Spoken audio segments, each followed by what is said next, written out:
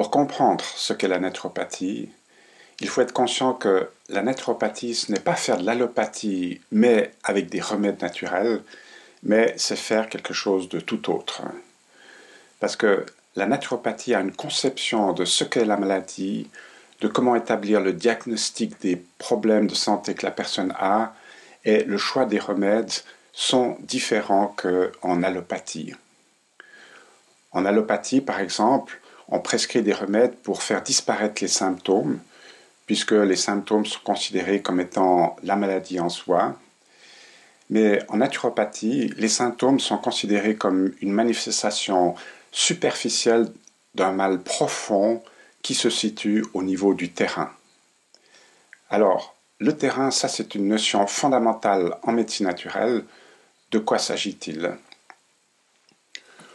On a généralement l'impression que le corps humain est fait d'organes solides dans lesquels circule un petit peu de liquide, mais en fait c'est l'opposé, nous sommes faits de beaucoup de liquides. C'est le sang qui circule dans les vaisseaux et qui représente 5% du poids du corps. C'est les sérums extracellulaires, donc autour des cellules, qui représentent 15% du poids du corps. Et c'est le sérum intracellulaire qui se trouve à l'intérieur des cellules et qui représente 50% du poids du corps. Ces différents liquides ajoutés, ça représente 70% du poids du corps. Donc nous sommes faits de beaucoup de liquides, et ces liquides, c'est ce qu'on appelle le terrain. Donc les cellules baignent dans cet environnement liquide, dans ce terrain, de la même manière qu'une plante pousse dans un terrain qui est fait d'une terre d'une certaine sorte. Et de la même manière qu'une plante va pousser bien ou pas suivant la qualité du terrain, les cellules, les organes fonctionneront bien suivant la qualité du terrain. Alors il existe une composition idéale du terrain qui permet au corps de fonctionner parfaitement. Il est dans un parfait état de santé, il a de la force, il peut aussi résister, se défendre victorieusement contre les agressions extérieures. Ce qui signifie que sitôt que la composition du terrain se modifie, le corps fonctionnera moins bien et il y aura des petits troubles de fonctionnement qui se manifesteront, des petites maladies et des maladies de plus en plus grandes et graves au fur et à mesure qu'on s'éloigne de la composition idéale du terrain. Il y a deux grandes manières dont le terrain peut modifier sa composition. D'une part, il peut y avoir des substances qui devraient se trouver dans le terrain mais qui ne s'y trouvent pas. Ça nous amène aux maladies de carence. Mais il peut aussi y avoir des substances qui sont là en trop grande quantité, qui surchargent l'organisme, et c'est là que ça nous amène aux maladies de surcharge. Alors je vais d'abord parler des maladies de carence. L'organisme, pour se construire, se réparer et fonctionner, a besoin d'un certain nombre de substances comme des protéines, des vitamines, des minéraux.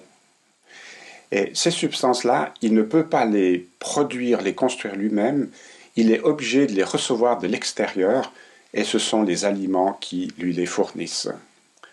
Quand c'est le cas, donc il peut bien fonctionner, mais s'il lui manque certaines de ces substances, il ne pourra pas se réparer la même chose, ni fonctionner correctement, et des troubles vont s'installer qui sont petits ou grands selon l'ampleur des carences. Certaines maladies de carence sont bien connues. La carence en vitamine C donne le scorbut. Les gens qui manquent de vitamine B peuvent avoir du beriberi. Quelqu'un qui est carencé en magnésium a un système immunitaire qui se défend moins bien, peut être nerveux, etc. On pourrait penser que les maladies de carence ne concernent pas l'homme moderne, parce qu'on vit à une époque où on se suralimente, mais on peut de nos jours être très facilement carencé, parce que nos aliments sont souvent eux-mêmes carencés, et ils le sont à cause du travail que l'homme fait sur les aliments. Je veux dire par là qu'il y a beaucoup d'aliments qui sont raffinés, c'est-à-dire qu'on a enlevé une partie des composants de l'aliment, ce qui fait qu'il n'offre pas tous les nutriments qu'il devrait offrir. Et la personne qui les mange sera donc carencée. C'est le cas par exemple avec nos aliments de base comme le sont les céréales, donc le riz ou le pain, les pâtes. Si on a raffiné le grain de blé ou la farine, on se retrouve avec des aliments du riz blanc ou de la farine blanche qui sont carencés. Lorsqu'on presse les huiles à chaud, on tue les oméga 3 et oméga 6. La personne qui les mange régulièrement sera carencée. Et lorsque le sucre est raffiné et devient du sucre blanc, il est dépourvu de minéraux et de vitamines et les personnes qui le consomment régulièrement seront aussi carencées. Donc, quelle est la solution à la question des carences? Étant donné que le corps ne peut pas construire les aliments, les substances nutritives dont il a besoin, il est obligé de les recevoir de l'extérieur et on peut lui les amener de deux manières différentes. Et c'est là où la thérapie de la médecine naturelle se met en place. D'une part, on peut recommander à la personne de remplacer tous ces aliments carencés par des aliments complets. C'est-à-dire, au lieu de manger du pain blanc, elle mangera du pain complet, au lieu des pâtes blanches, des pâtes complètes, etc. Et pour les huiles, des huiles pression à froid et non pas des huiles pressées à chaud, et du sucre complet plutôt que du sucre blanc. Ça, c'est une première manière de procéder. La deuxième, c'est de prendre des compléments alimentaires naturels, c'est-à-dire des produits que la nature offre et qui sont très riches en vitamines, minéraux, oligo-éléments. Je pense par exemple au pollen de fleurs qui contient toutes les vitamines, ou les algues marines qui contiennent tous les minéraux et les oligo-éléments, ou le germe de blé qui est très riche en vitamine E, ou la spiruline, etc. Il y a un certain nombre de ces compléments. C'est des cocktails de vitamines et minéraux qui sont des bonnes combinaisons que la nature a prévues et qui sont faciles à assimiler. Alors lorsque la personne procède ainsi, elle reçoit de nouveau les substances qui lui manquaient, donc son corps, certaines fonctions organiques se remettent en marche de mieux en mieux et peu à peu, le corps refonctionne bien et la maladie n'est plus là. La maladie disparaît parce que la cause de la maladie a aussi été éliminée. Ça, c'est pour les maladies de carence. Maintenant, l'autre grande manière dont on peut tomber malade, ce sont les maladies de surcharge. Ici, il y a certaines substances qui sont en trop. Ce sont soit des substances qui sont normalement dans le corps, comme par exemple l'acide urique, le cholestérol, mais qui sont là en quantité beaucoup trop importante. Ou bien ce sont des substances qui ne devraient pas du tout être dans le corps, mais qui s'y trouvent à cause de la pollution chimique des aliments par les insecticides, certains additifs alimentaires, ou des produits de la pollution de l'air, de l'eau, comme le soufre, le plomb, etc. Toutes ces substances sont regroupées dans le terme général de toxines. C'est normal que le corps produise un certain nombre de toxines par son fonctionnement, mais il est équipé d'organes qui vont les éliminer à mesure. Et il y a 5 organes qui sont spécialisés dans l'élimination de ces toxines. On les appelle des émonctoires parce que ce sont les portes de sortie obligatoires pour l'évacuation des toxines hors de l'organisme. Il s'agit du foie qui élimine les déchets dans la bile, les intestins qui éliminent les déchets dans les selles, les reins dans l'urine, la peau dans la sueur et le sébum, cet enduit huileux qu'il y a sur la peau, et également les voies respiratoires qui éliminent les déchets gazeux. Donc lorsque ces organes fonctionnent bien, les toxines qui sont produites ou qui sont reçues chaque jour vont être éliminées et le terrain reste propre. Mais si ces organes se mettent à moins bien fonctionner, ou à ne pas tout éliminer les toxines, ce qui peut être dû au fait qu'il y a un apport beaucoup trop grand de toxines par l'alimentation ou la suralimentation, ou que ces organes sont fatigués parce que la personne est trop stressée ou se dépense trop énergétiquement, parce que peut-être elle ne dort pas assez non plus. Alors ces organes fonctionnent moins bien et les déchets ne sont pas éliminés. Alors, s'ils ne sortent pas de l'organisme, qu'est-ce qui se passe avec? Il n'y a qu'une possibilité, ils restent à l'intérieur, ils s'accumulent, ils s'incrustent dans les cellules, dans les tissus, dans les organes et nous rendent malades. Pour donner quelques exemples, mais de manière un peu schématique, comment les choses peuvent se passer, lorsqu'il y a trop de toxines dans le sang, le sang circule moins bien, donc les tissus sont moins bien irrigués. Lorsque ces toxines se déposent sur les parois des vaisseaux, ça donne les problèmes d'artériosclérose. Lorsque ces déchets traversent des organes et s'y déposent, ça congestionne ces organes, ce qui fait que ces organes vont fonctionner moins bien. Maintenant, ces déchets peuvent aussi agresser et enflammer les tissus, ou ils peuvent les blesser et les scléroser, mais ils peuvent aussi attaquer le noyau de la cellule, engendrer des transformations génétiques qui fait qu'il y a une tumeur cancéreuse qui va se développer. Alors, que faire contre cette accumulation de toxines qui encrasse l'organisme et qui est à la base de toutes sortes de maladies qui peuvent s'exprimer ensuite en surface avec des symptômes différents. La thérapie consiste à stimuler le travail des émonctoires de telle façon à ce qu'ils retrouvent leur rythme de travail normal et même pendant la durée de la cure, c'est qu'ils acquièrent un rythme de travail plus élevé qui permet non seulement d'éliminer les toxines qui sont produites chaque jour, mais aussi une partie des toxines qui se sont accumulées dans les tissus. Donc chronologiquement, les choses se dérouleront comme ça. En stimulant l'émonctoire, il va se nettoyer des toxines qui l'encombrent.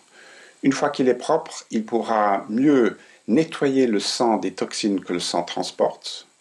Lorsque le sang est propre, il pourra mieux prendre les toxines qui se trouvent dans les tissus pour les amener aux émonctoires et les rejeter vers l'extérieur.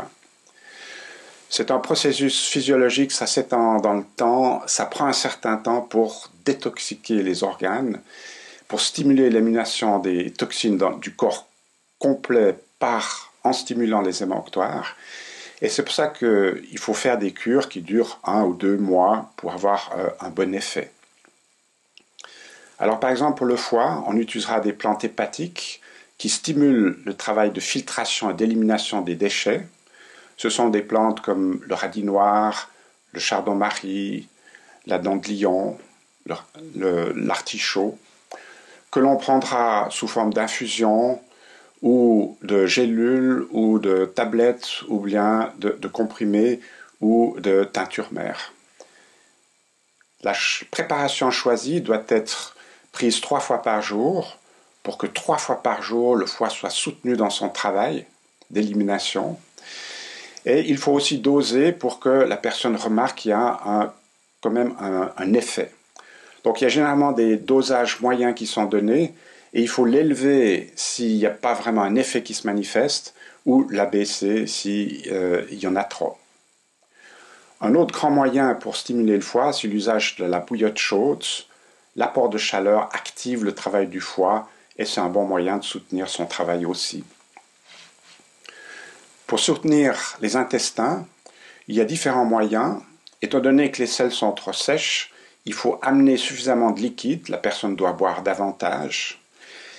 Il peut aussi manquer de ballast, c'est-à-dire de fibres, donc il faut recommander à la personne de manger assez d'aliments riches en fibres, c'est-à-dire les fruits, les légumes, les céréales complètes, mais on peut aussi lui recommander en plus de prendre des compléments qui sont riches en fibres comme les graines de lin ou les graines de psyllium. On peut bien sûr aussi prendre des plantes qui stimulent le péristaltisme intestinal. Ce sont par exemple la mauve et la bourdaine qui stimulent en douceur les intestins. Pour stimuler les reins, on utilisera des plantes diurétiques comme par exemple la bruyère, la piloselle, qu'on prendra aussi 3 fois par jour pour bien soutenir le travail de filtration et d'élimination des reins. Boire davantage de liquide que ce qu'on fait habituellement, c'est aussi un bon moyen parce que ce liquide supplémentaire offre un support abondant pour le transport des toxines vers l'extérieur, donc par l'urine. On peut aussi faire des cures d'oignons ou de choux crus qui sont des aliments qui ont des vertus diurétiques également.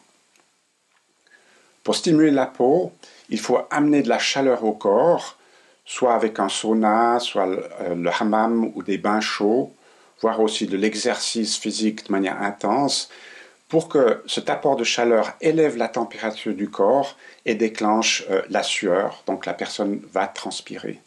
Et lors d'une séance de sauna, on peut transpirer 1 à 2 litres de sueur, ce qui représente une élimination importante de déchets. Bien sûr, il faut faire régulièrement le sauna ou les bains chauds pour que l'effet se manifeste en profondeur. On peut aussi favoriser le travail de la peau avec des plantes médicinales comme les fleurs de sureau, les pensées sauvages, la camomille. Ce sont des plantes qui aident la peau à transpirer mieux, c'est-à-dire éliminer plus de déchets. Pour les voies respiratoires, on les stimule avec des plantes médicinales comme le thym, l'eucalyptus, qui fluidifient les déchets, aident à les décoller des parois des voies respiratoires et ça facilite leur élimination, soit qu'on les expectore, soit qu'on les mouche. Bien sûr, ce qui est une grande aide aussi, c'est de faire de l'exercice physique qui essouffle, parce qu'avec l'essoufflement, le mouvement de l'air qui entre et qui sort constamment des voies respiratoires, ça aide à déloger les déchets qui s'y sont collés. En plus de la stimulation des émonctoires, on peut aussi faire des diètes.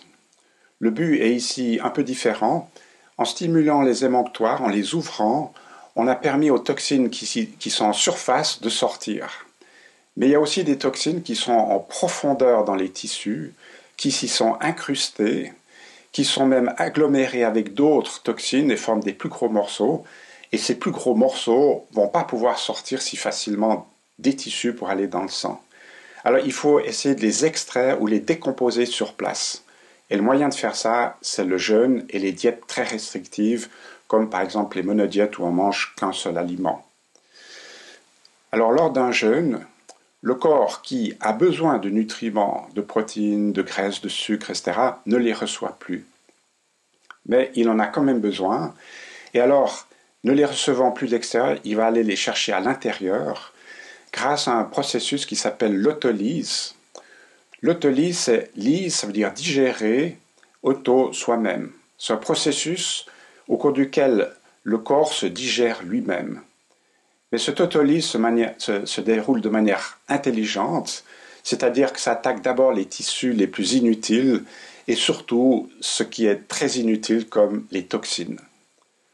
Alors, avec le déroulement du jeûne, le corps va autolyser, c'est-à-dire qu'il y a des enzymes qui vont attaquer ces déchets en profondeur, vont les diviser en particules plus fines, et tout ce qui est réutilisable, comme un minéral là, une vitamine ici, vont être réabsorbés par le corps, mais tout ce qui est inutilisable et qui est de plus petite dimension va donc pouvoir remonter dans le sang et conduire aux émonctoires et être éliminé.